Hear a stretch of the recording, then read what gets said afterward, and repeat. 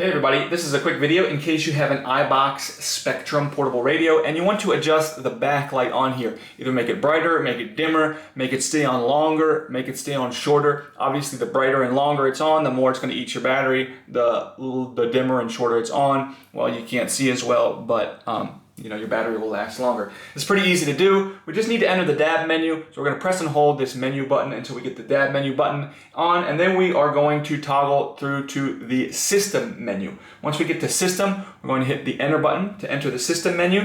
And then from there, we're going to toggle through to the backlight option. Once we hit backlight, we're going to hit the enter button to select that.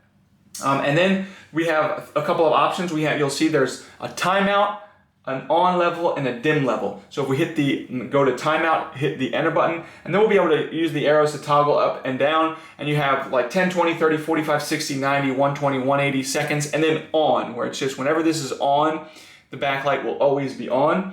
And then you have an on level. If you go to the next option, after timeout, you have the on level, and then you can put it on high, medium, or low, however bright you want this is. And then you can have a dim level. When this goes into a dim mode, it will still have a certain level of brightness. We can also put that on medium, low, and high.